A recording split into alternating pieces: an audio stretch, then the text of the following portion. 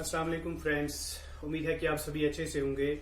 Dear friends, आज की इस वीडियो में मैं लेकर आया हूं आपके लिए क्लास 10th मैथ में कोऑर्डिनेट जियोमेट्री और कोऑर्डिनेट जियोमेट्री में एक्सरसाइज 7.2 तक के वीडियोस जो हैं वो पहले ही मैं अपलोड कर चुका हूं।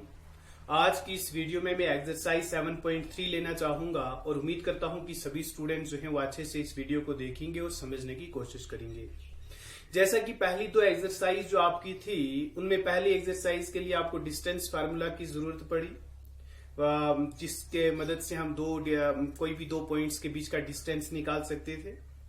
उसके बाद दूसरी जो एक्सरसाइज थी 7.2 उसमें आपको जरूरत पड़ी स्टूडेंट्स सेक्शन फार्मूला की।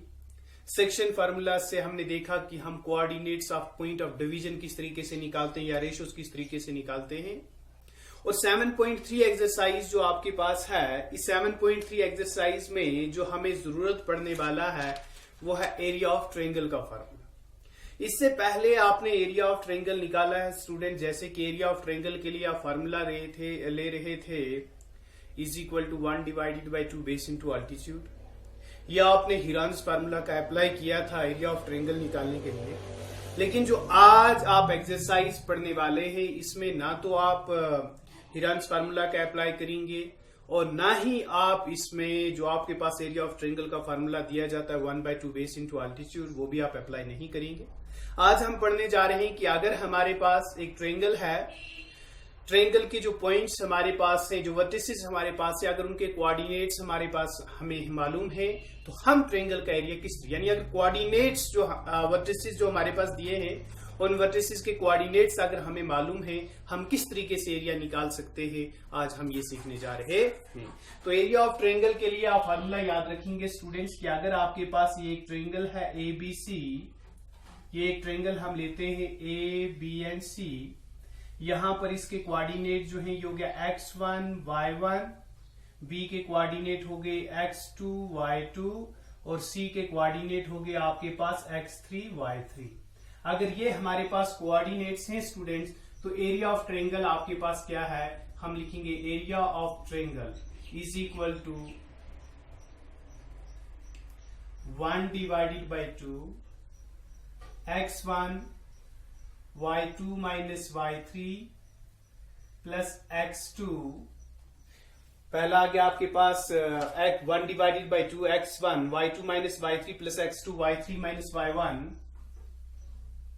Minus y1 plus x3 y1 minus y2।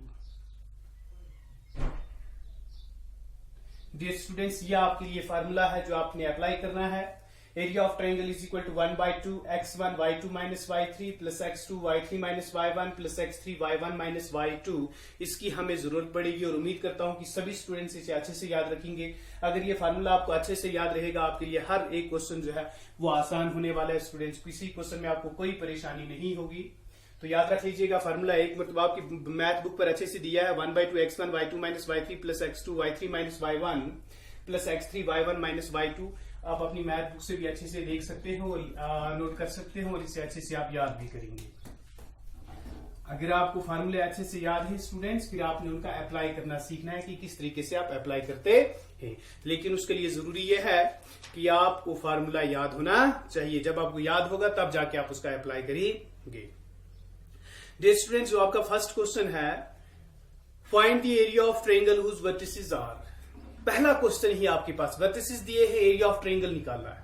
ठीक है स्टूडेंट्स, तो हम क्या काम करते हैं, यहां पर हमारे पास इन वर्टिसेस के लिए नाम नहीं दिए हैं तो हम इन्हें इस तरीके से लिख सकते हैं। स्टूडेंट्स ध्यान रखिएगा, हम लिख सकते हैं लेट ए के कोऑर्डिनेट्स हम लेते हैं 2 3, बी के कोऑर्डिनेट्स हम लेते हैं -1 0 एंड सी, और सी के कोऑर्डिनेट्स हम लेते हैं students 2 -4। Be the vertices of A triangle ABC। ये किस ट्रायंगल के वर्टिसेस हैं, vertices of A triangle ABC। हमें इस ट्रायंगल का क्या चाहिए स्टूडेंट्स, एरिया चाहिए। क्या चाहिए, एरिया। तो यहां पर हमारे पास कुछ चीजें ऐसी हैं जो हमें याद रखनी है। हियर जैसे कि ये पहले एक x1 y1, तो यहां पर हम लिख सकते हैं x1 is equal to 2, x2 is equal to -1, x3 is equal to 2। इसी तरीके से स्टूडेंट्स आपने याद रखना है y1 is equal to 3, y2 is equal to 0 and y3 is equal to -4। पहले आप x1, x2, x3 नोट कर लें, फिर y1, y2 and y3 note कर लें।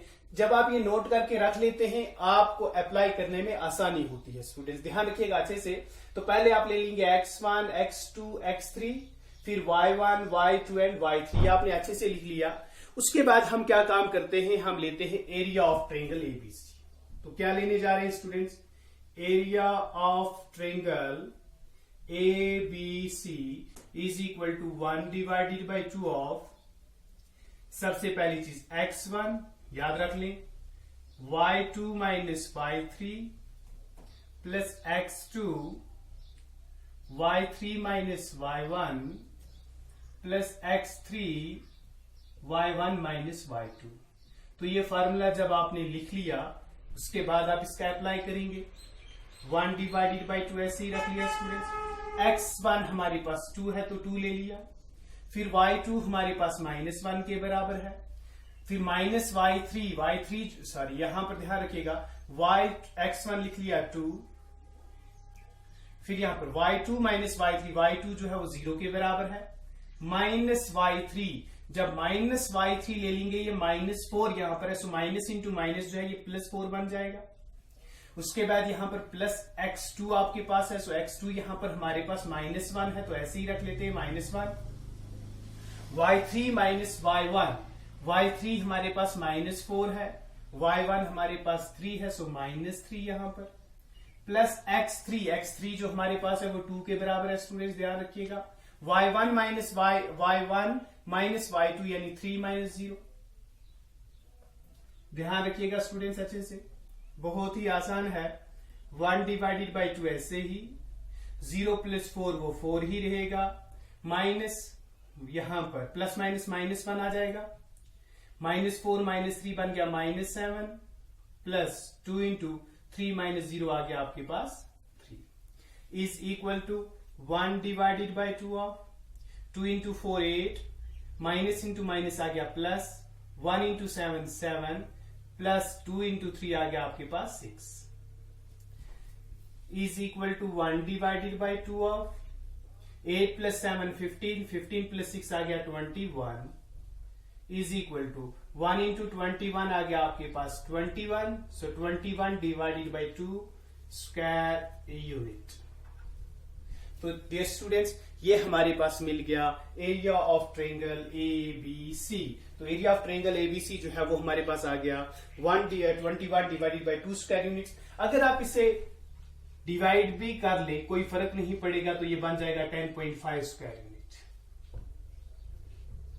अगर आप सिर्फ यहां तक ले लें आपका आंसर ठीक है, अगर आप डिवाइड करके ले लें 10.5 बन जाएगा, 10.5 स्क्वायर यूनिट्स। उम्मीद करता हूं कि सभी स्टूडेंट्स को ये क्वेश्चन जो है वो अच्छे से समझ आया होगा। डियर स्टूडेंट्स उम्मीद करता हूं कि आप इस वीडियो को अच्छे से देखेंगे और इसी तरीके से इस क्वेश्चन का जो सेकंड पार्ट है, सेकंड पार्ट आप खुद करने की कोशिश करेंगे।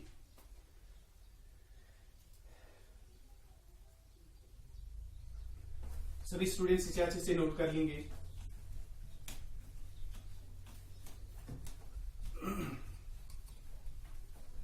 तो ये क्वेश्चन नंबर 1 था।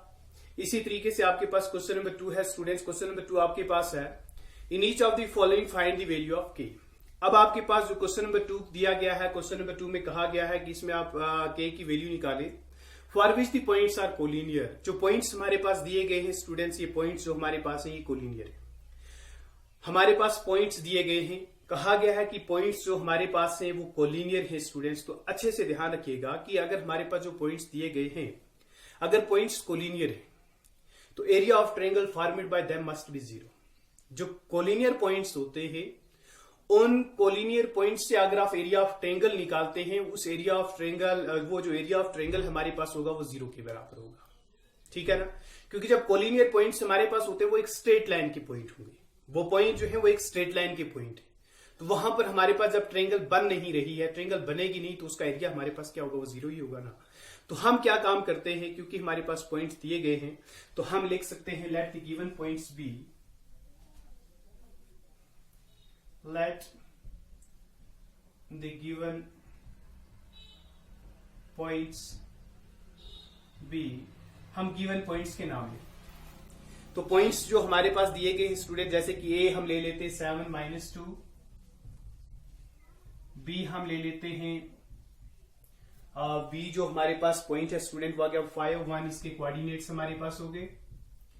एंड सी जो हमारे पास है, सी के कोऑर्डिनेट्स हमारे पास हो गए स्टूडेंट्स 3 एंड के। ठीक है, तो ये हमारे पास पॉइंट्स हैं। Since the points are collinear, since the points are collinear, तो हमारे पास, क्योंकि हमें क्वेश्चन में पहले ही कहा गया है, तो हम यहां लिख सकते हैं since the points are collinear, since the points are collinear. ठीक है ना। अगर पॉइंट्स जो हमारे पास से स्टूडेंट्स वो कोलिनियर हैं, the area of triangle formed by them must be 0। तो हम यहां पर ये भी लिख सकते हैं the area of triangle formed by them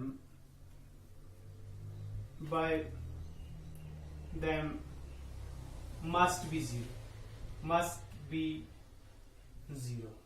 तो हम यहां पर लिख सकते हैं, अगर एरिया ऑफ ट्रायंगल जो है वो 0 के बराबर है, तो हम यहां लिख सकते हैं which implies area of triangle, area of triangle A B C is equal to 0।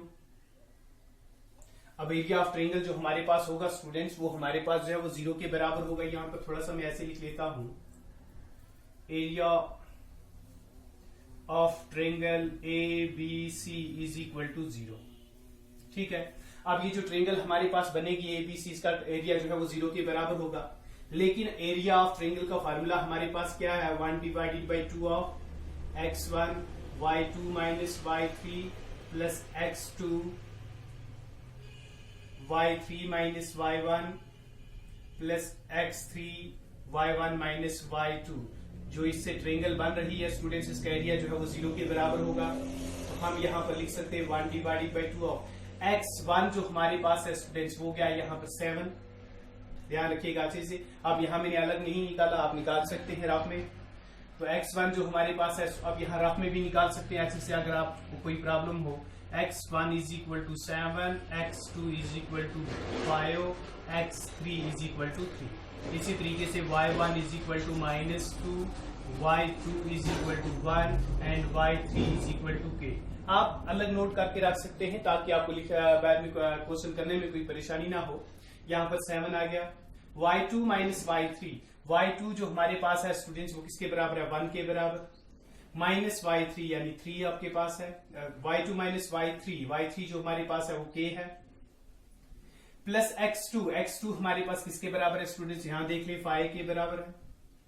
फिर उसके बाद यहां पर हमारे पास y3 माइनस y1 यानी k माइनस y1, y1 जो है -2 के बराबर है, सो माइनस इंटू माइनस आ गया +2, प्लस x3 जो हमारे पास है वो 3 के बराबर है, y1 माइनस y2 आ गया -2 माइनस 1 इज इक्वल टू 0। ध्यान रखिएगा students, 1 divided by 2 of 7 into 1 आ गया 7 इंटू k आ गया 7k, प्लस 5 इंटू k आ गया 5k, 5 इंटू 2 आ गया आपके पास 10, 3 इंटू -2 माइनस 1 वो आ गया आपके पास -3 is equal to 0। 1 divided by 2 of, यहां पर ध्यान रखिएगा स्टूडेंट्स अच्छे से, यहां पर आपके पास है 7 माइनस 7k प्लस 5 क्या आ गया -2k, फिर उसके बाद यहां पर प्लस 10 प्लस माइनस -3, 3 इंटू 3 आ गया आपके पास 9 इज इक्वल टू 0। यहां पर रखिएगा स्टूडेंट्स अच्छे से ध्यान, 1 डिवाइडेड बाई 2 ऑफ, यहां पर -2 के हमारे पास है, यह हम अलग ले लें, पहले लिख सकते हैं 10 माइनस 9 वो आ गया आपके पास 1 plus 7 is equal to 8 is equal to 0।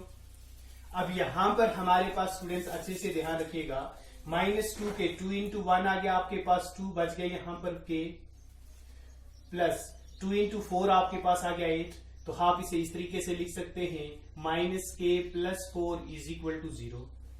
ठीक है स्टूडेंट्स, तो यहां पर हम विच इम्प्लाइज हम लिख सकते हैं -k = -4। -k जो है -4 के बराबर होगा, 4 को ट्रांसपोज कर दो राइट साइड में, हम यहां पर लिख सकते हैं देयरफॉर k = 4। k की वैल्यू जो है 4 के बराबर होगी, माइनस और माइनस हमारे पास जो है वो कैंसिल होगा, तो हम यहां पर लिख सकते हैं हेंस k = 4। ठीक है स्टूडेंट, तो सबसे पहली चीज क्या काम करेंगे, जो गिवन पॉइंट्स आपने के पास है उनके नाम ले लें। उसके बाद क्योंकि क्वेश्चन में पहले ही कहा गया कि पॉइंट्स जो है वो कोलिनियर है, तो याद रखिएगा जब कोलिनियर पॉइंट से ट्रायंगल बनेगी उस ट्रायंगल का एरिया जो है वो 0 होगा, तो हमने पहले ही लिख दिया since the points are collinear the area of triangle formed by them must be 0। ये जो पॉइंट्स आपके पास दिए हैं इनके कोऑर्डिनेट्स के आप नाम ले लें, x1 x2 x3 y1 y2 y3 ऐसे ले लें ताकि आपको अप्लाई करने में कोई परेशानी ना हो। एरिया ऑफ ट्रायंगल जो इससे बनेगा वो 0 के बराबर पहले ही हमने ले लिया। फिर उसके बाद आप फार्मूला का अप्लाई कर दें, लिखते हैं यहाँ पर फार्मूला लिख लें तो अप्लाई करना ज्यादा आसान रहता है। जब लिख लिया उसके बाद सब चीजें आपने यहाँ पर पहले ही नोट करके रख ली हैं, लिख लें, सिंप्लीफाई करें, आपका आंसर जो है बहुत आसानी से मिलने वाला है। उम्मीद करता हूँ स्टूडेंट्स कि आपको वीडियो अच्छा लगा होगा, समझ आया होगा अच्छे से, और कोशिश करेंगे कि इसका जो नेक्स्ट पार्ट है वो खुद करें। दोनों क्वेश्चन का एक पार्ट हो रहा है आपके लिए, मैं चाहूंगा कि ये दोनों पार्ट जो है आप खुद करने की कोशिश करें। अगर कोई कंफ्यूजन रह जाती है स्टूडेंट्स तो आप कॉन्टेक्ट कर सकते हैं। इंशाल्लाह नेक्स्ट जो क्लास होगी उसमें आपकी एक्सरसाइज कंप्लीट हो जाएगी। तब तक के लिए अल्लाह हाफिज।